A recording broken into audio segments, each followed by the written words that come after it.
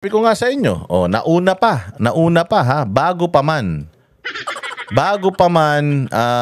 sampahan ng kaso. Bago pa man sampahan ng kaso si Zaldico, bago pa man sampahan ng kaso si Martin Romualdez, sino nang unang mga sasampahan ng kaso? Pasok? Ay laban sa ilang senador at dating kongresista na sangkot umano sa flood control scandal. Dawit daw ang mga ito sa kickback scheme sa mga proyekto. Nasa frontline ng balitang yan, si JC Cosico. Senator Joel Villanueva at Senator Jinggoy Estrada. Dating Congressman Zaldico at dati ring kongresista na si Mitch Cahayon-Uy. Dating DPWH Undersecretary Roberto Bernardo at COA Commissioner Mario Lipana. So ang dinimanda rito, yung mga nabanggit sa Senado. Nabanggit ng mga nabanggit nito nila Bryce. Pero hindi kinasuhan, inimbestigahan man lang yung talagang may kasalanan. Una, si Zaldico, kasama naman doon sa nila. Pero yung amo ni Zaldico, hindi magiging ganyang kagarapal si Zaldico kung walang backup, kung walang amo yan. Kasi kung si Zaldico ang amo, siya sana ang naging Speaker of the House. Diba, kung siya lang mag-isa gumawa nitong sindikato na to, bakit si Martin ang Speaker of the House? Kung mas malakas naman pala siya kay Martin Romualdez at kaya niyang gawin lahat ng mga pandarambong na ito, diba, it's better to do it when you're the boss than you are an errand boy of the boss of the Congress. So hindi talaga tayo naniniwala na itong si Zaldico acted on his own. May amo yan, at least 3. May 3 pang amo yan. Oo, magkakamag-anak. Sigurado tayo dyan. Bakit si Zaldico lang ang inimbestigahan? Isang beses lang nagpunta si Romualdez dyan, wala pang 1 oras, paglabas nagpa-presscon na. Tapos biglang absuelto na siya, hindi na siya iimbestigahan. Di sana kasama siya sa iimbestigahan tsaka sasampahan ng kaso. Sampahan din natin ng kaso si Romualdez dahil amo siya ni Zaldico. Kasi nangyari yan eh. Di ba sinabi ko sa inyo nangyari na yan kay General Bantag? Yung tinuturo ng mga testigo na nag-utos pumatay kay Percy Lapid, yung isang opisyal diyan sa Limutan ko na yung pangalan eh. Isang opisyal diyan sa Bucor. Oo. Tapos yung opisyal na yun, dahil si Bantag, amo niya, wala naman silang nakitang text na nag-uutos si Bantag dun sa tao na ipapatay si Percy. Wala talaga eh. Walang bulbul si si Bantag na naiwan dun sa crime scene. Walang science. Walang magpapatunay talaga. Assumption lang na dahil amo niya si Bantag may kasong murder. Doon sa logic na amo siya noong nag-utos di umano pumatay kay Percy Lapid. Kasi si Percy Lapid, binabanatan, 1 beses binanatan si Bantag. Mas marami pang beses na binanatan ni Percy Lapid si Bongbong Marcos at saka si Boying Rimulya kaysa sa numero ng beses na binabanatan niya si General Bantag. Si General Bantag may kasong murder. Di ba? Katulad nito sa may Pamplona. Yung namatay na si Digamo. Ano sabi ni Boying? Ang pumatay diyan, ang mastermind diyan, si Arnie Tevez. Bakit? Kasi siya yung kalaban sa politika eh. Kinang ina niyan. Walang ebidensya, walang pagkakakilanlan na wala siya doon, nasa Amerika siya. Yung mga pumatay, yung mga nahuli nila di umano, 10 yun, bumaliktad na at sinabi na hindi talaga totoo yun. Pinressure lang kami para ituro si Arnie Tevez. Ganun ang nangyari. Pero si Arnie Tevez, tinan mo, siyang mastermind. Kahit na wala naman silang pruweba, walang CCTV footage, walang text message. Puro fake news na sumakay daw doon sa helicopter, ganito karami, ang capacity ng helicopter, 5 lang, 6 daw yung sumakay. May yung mga ganyang fake news na ginagawa nila, mga bossing, di ba? So dito, si Zaldico, inano mo, sinampahan mo ng kaso, dapat yung amo ni Zaldico, sampahan mo rin ng kaso. Kasi nga, may hinala ka na magkasabwat yan, dalawan yan, magkasapakat yan.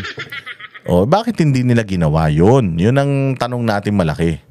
Base sa investigasyon ng Independent Commission for Infrastructure o ICI, ang mga nabanggit na pangalan ay ang mga dapat sampahan ng patong-patong na kasong may kaugnayan sa anomalya sa mga flood control project, kasong pandarambong, direct at indirect bribery at corruption of public officials ang inirekomenda ng ICI na isampa ng Ombudsman. Lumalabas sa interim report ng ICI na sangkot umano ang mga nabanggit sa kickback scheme o pagtanggap ng suhol mula sa flood control projects. Ayon pa sa ICI, lumalabas sa testimonya ng ilang testigo tulad ni na dating DPWH engineers Henry Alcantara, Bryce Hernandez at JP Mendoza na sa kongresista o senador nagsisimula ang sistema ng kickback. Tumatayo raw silang proponent ng mga proyektong ito. Sasabihan daw ng mga mambabatas si Alcantara na meron silang nakalaang pondo para sa infrastructure projects. Pagtapos niyan, uutusan umano ni Alcantara si Hernandez na gumawa ng listahan ng proyekto base sa pondong mayroon ang proposal. Yan na yung bunga ng investigasyon ng ICI. Kung ano yung sinasabi nyo ngayon, yung sinabi na yan sa Senado eh. Under oath, umamin na nga sila, ito yung scheme. Itong mga to parang mga tanga. Yan na yun sa tinagal-tagal nang nag-iimbestiga kayo kung ano lang yung sinabi din dun sa Senado. Yun lang din yung sinabi. Tangay na yan. Sana yung Senado na nag-conduct ng ng investigasyon, naka-livestream pa, napapanood pa ng mga tao. Sinikret-secret nyo kung ano pala yung sinasabi sa Senado, yun din pala yung nyo, yung findings nyo para kayong mga baliw. Ang listahang yan ibibigay sa isang Carlo Rivera na siya magpapasa naman sa DPWH Regional Office o sa mismong project proponent. Dito na ito isasama sa National Expenditure Program o isisingit na mambabatas sa General Appropriations Bill o sa BICAM. Si Alcantara umano ang namimili ng kontraktor. Dito na raw magkakabayaran. The whole 25% SOP is given to the proponent. This 25% payoff is advanced by the contractors to ensure that the project will be awarded to them. Yan. Yan to, nakapilo ka pa. Yan din yung sinabi sa Senado. Sinayang nyo lang yung panahon eh. Sa sobrang bagal nyo kumilos, tinan ninyo nangyari sa Pilipinas. Sinisiguro naman ng ICI na wala silang sasantuhin sa kanilang investigasyon. Walang sasantuhin, putang ina nyo. Wala na nga kayong kinasuhan. Kinasuhan nyo, puros kalaban ng... puros kalaban ni Bongbong yung kinasuhan nyo. Loko-loko talaga kayo eh. Politicians and government officials will be investigated and charged by credible evidence. Sabi naman ni Senator Joel Villanueva, hihintayin niya ang referral ng ICI sa Ombudsman. Kapag daw inaksyonan na ito ng Ombudsman, maghahain daw sila ng kanilang tugon sa reklamo. Sa kabila nito, may mga record daw sa Senado na nagpapatunay na tutol siya noon pa man sa flood control projects. Sa pangaraw ang kumekwestiyon sa mga proyektong hindi naman naipatupad. Binigyang DND de Villanueva. At saka, umamin. Yung mga nandiyan sa sa hearing ng Senado under oath, umamin sila. Nag-abot ka ba ng direktang pera kay Villanueva? Nag-message ba si Villanueva sa humihingi ng pera? Wala eh. Sinabi nila hindi. May inabutan kami, yung tao niya. Oh. Bakit hindi patawag yung tao niya? Tapos yung tao niya, malaman kung inabot ba kay Villanueva o hindi. Natumestigo na noon si Alcantara na wala siyang kinalaman sa mga kinuwekwestiyong flood control projects.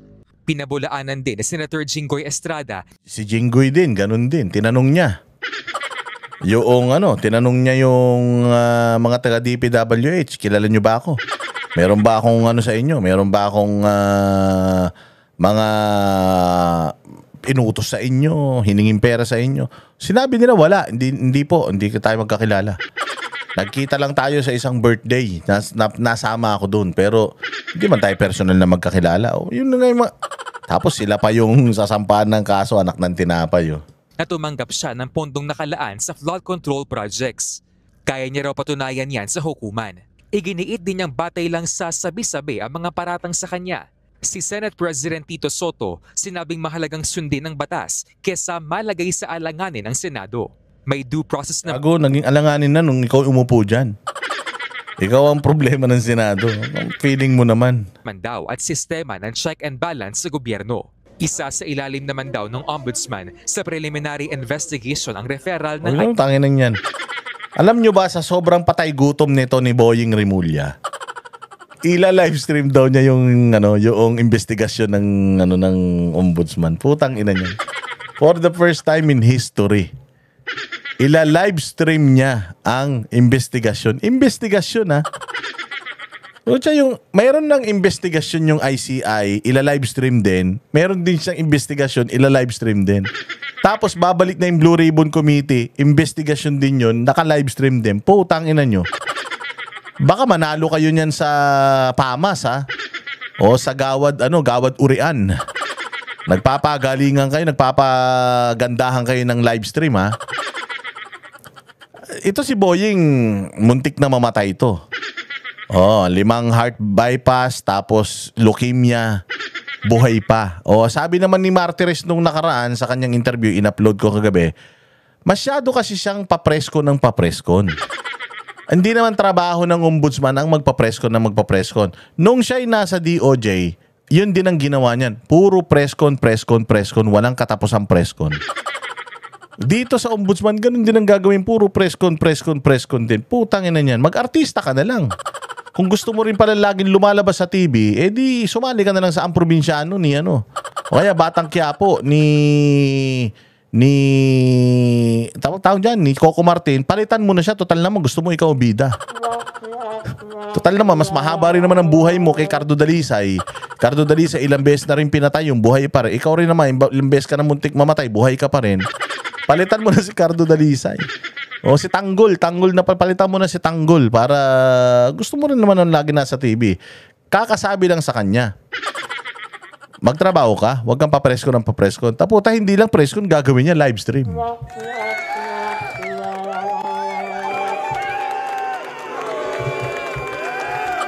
Diba?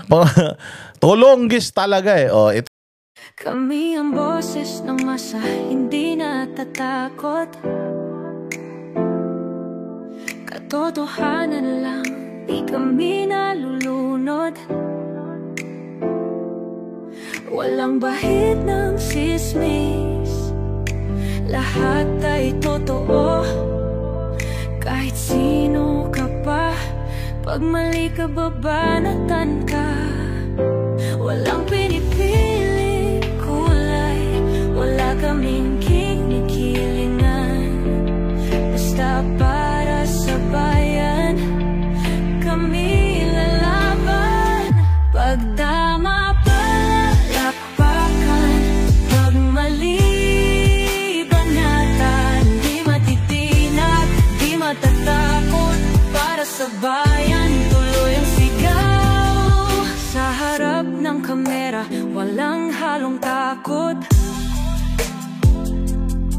Mga baluktot, lahat kayo'y tutumba.